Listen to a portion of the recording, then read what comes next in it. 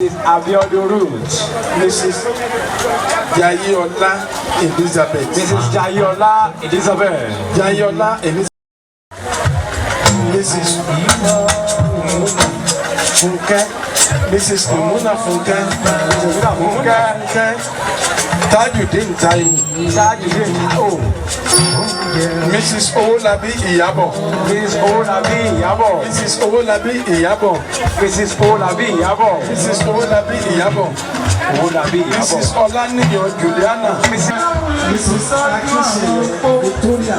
Mrs. Akiseye Victoria.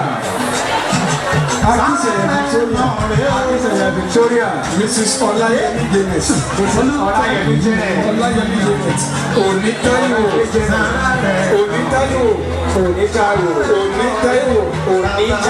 Mrs. Dauda Adelike.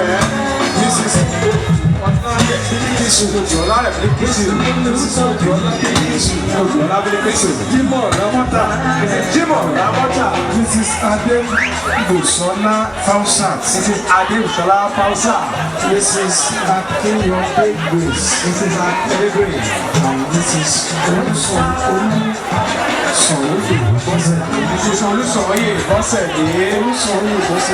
Olùsọ̀yè Bọ́sẹ̀dé.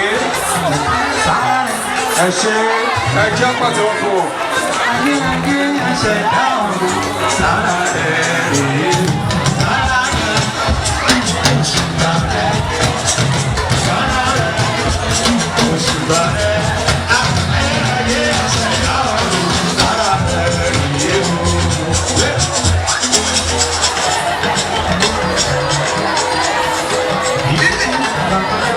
The next item of this program is the presentation of award to church members. But before we invite the man of God that will do the presentation, I quickly want to share a story with us. This thing happened in a town called Otu in Oyo State, Okiobu to be precise. In case you are from that place, don't be annoyed. There is a particular man. It was, I went there for a wedding ceremony. So we were at the event, all seated. Then this man came.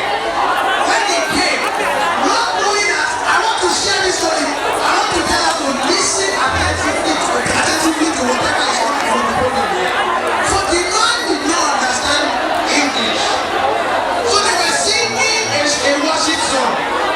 You are worthy, Lord. You are worthy, Lord. You are worthy, Lord. Mighty God. You are worthy, Lord. You are worthy, Lord. You are worthy, Lord. El Shaddai. That was the song they were singing. So the man thought what they were saying, what you should sit down and be to the front to give the offering. So he sat on the floor and he began to watch the Lord. He began to watch the Lord to the podium. So don't do like that Otu man. Don't do like that man in Otu. So always listen attentively to whatever is coming from here. Gather for clap for yourself. Clap for yourself. Clap for yourself. So to invite the man of God that will present the award, we have my sister here. Join me as we welcome Pastor Gibson Opala to present award to members. Thank you, Jesus, you are the owner of my soul.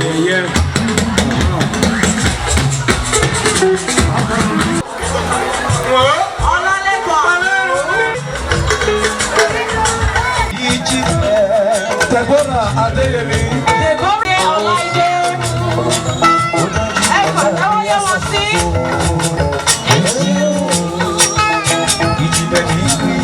Falilat Aliu. Ezinu.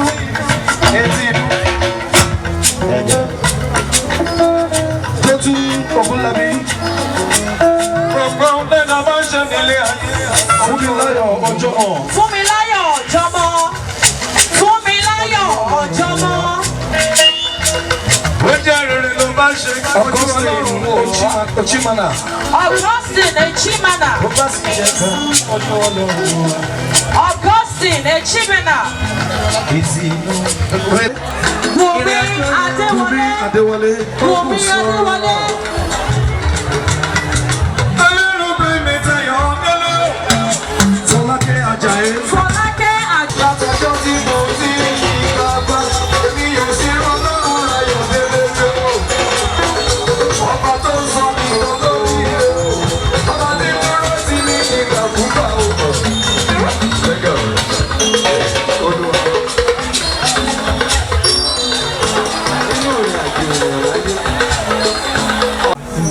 Adenigba Fumilayo.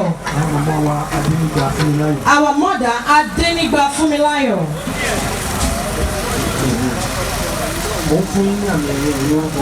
I'm giving you this certificate in the name of the Father, the Son, and the Holy Spirit. Adenigba Fumilayo. Our mother Adenigba Fumilayo.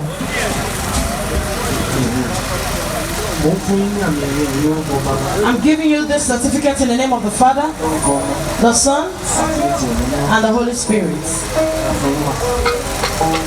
Amo Mobola Tito. Be careful, the top person is Mrs. Adegoke Mojirashi Bukola. In the name of the Father, the Son, and the names. Mrs. Kayode Eunice. Why the next person is Mrs. Omofuma Juliana. I release it to you in the name of the Father, Son, and the Holy Spirit. And the next person, Mrs. Aderisola Janiat. I give to you in the name of the Father, the Son, and the Holy Spirit.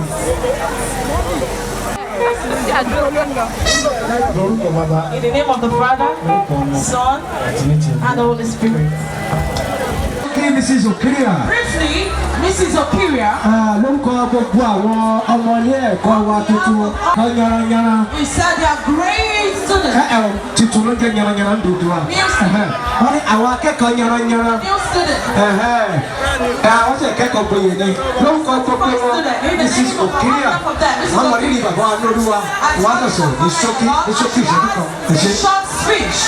Thank you very much. We really appreciate what we did today. We appreciate our mother, Mrs. Aganga Williams. And we appreciate our father in the Lord for today a teacher. We really thank you very much. If you are here with us today, you can see me the way I'm so excited. I'm so excited. If not because of you, that make me and everyone can be a ganga. I'm sorry, ma. I'm sorry, ma. In fact, I'm so excited. I know the difference between no English and speaking English. Yes, there's a mother here that maybe you don't even understand English. Maybe when you go to bank, they will assist you. It's because you don't know anything. Please, I'm begging you mothers here today that you don't even go to school at all. Or even the one that even went to primary school. Please, I'm begging you today.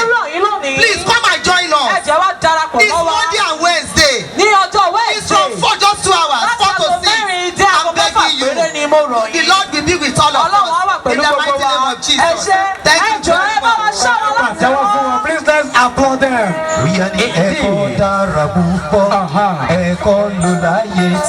Come on, drama, come on, ready. Drama presentation. Drama. Lẹ́yìn drama bí àwọn Adégbòdù wà múra sílẹ̀. Lẹ́yìn drama Adégbòdù ẹ máa múra sílẹ̀. Thank you. Mọ́mí àmàrí láàrin wa. Ẹ ká sọ máa o. Ẹ pẹ̀lẹ́ mà. Yes. Ẹ ká sọ sá. Ṣé wá join pẹ̀lú àpẹkọ̀ wá yẹ̀ wá wò ni? Àwa join ẹ wá darapọ̀ mọ́ yín. Ẹ pẹ̀lẹ́ mà. Láti ibo ni mà o? Láti tí kìkìní nígbà kan pé a ní láti ká ní adult school ní chọ́ọ̀chì wa because we really need it. Yes, so mo dúpẹ́ lọ́wọ́ yín pẹ̀ tí ẹ̀ wá. Yes, léèní. So God bless you. Ẹ sà mo fẹ́ kí sà. Okay. Sà ẹ jọ mo fẹ́ fún ọmọ tó mo fẹ́ fún ní award títí ó fi máa kàwé tán mi ò ní scholarship mi ò ní. Praise the Lord. Hallelujah. Michael ìwọ náà ń bá wí o wọ́n náà fẹ́ fún ẹ ní scholarship ẹ bá hallelujah Olúwa ṣeun ẹ ṣé ma God bless you I shall be well with you ma. My life has changed since I came to Elijah school. My life has changed. My life has changed for better. My life has changed. I will never forget it. My life has changed. I can never be the same. Oh, my life has changed since I came to INRI church. My life has changed.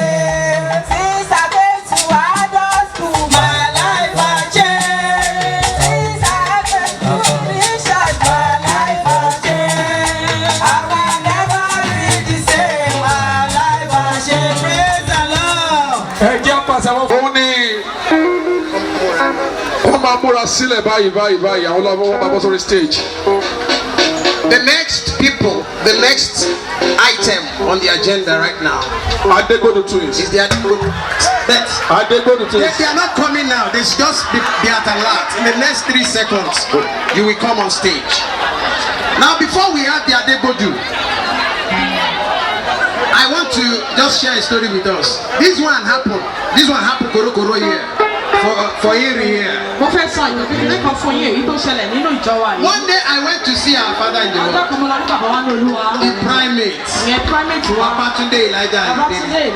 So he told me, he said there are 2 scriptures, and he has been observing the 2 scriptures. That is like those 2 scriptures were written on the same day. I said how? He said I should take the book of Revelation, chapter 3 verse 10. Revelation chapter 3 verse 20. And Genesis chapter 3 verse 10. So I picked the Bible. I opened to Revelation chapter 3 verse 20. And what is written there? The Bible says, if any man will open unto me, I will come in and sup with him. When I now read Genesis chapter 3 verse 10, that one now said, I heard your voice and I was afraid because I am naked. So I now came to a conclusion that the day that God went to visit Adam in the garden,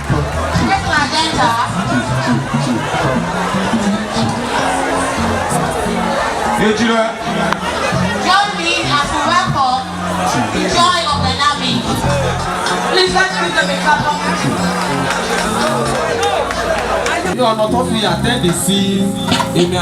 just few of us. The way he attended to few of us, I was like, I was thinking with Sunday, I was like, I want to go Sunday. You know what they do? That's the party one. I'm happy to see them here. You know what? That's the party one loading. Private Primate Elijah Ayodele. Ẹ̀rí pé oníṣẹ́ ìyanu ó ṣe Ọlọ́run mi ayé mi ò rí bí ọ̀tá ti fẹ́ kó ṣe Ọlọ́run mi ayé mi ò rí bí ọ̀tá ti fẹ́ kó rí lórí báyé. Ayé tí mo wá yìí ìwọ ló gbé mi débẹ̀ Ọlọ́run mo dúpẹ́. Torí bí ìbàdúpẹ́ mo ya bara mọ́re jẹ́ mi, màmá èmi dúpẹ́. Torí màmá èmi dúpẹ́ ooo, bàbá èmi dúpẹ́. Ìwádìí sọ̀rọ̀ nínú ayọ̀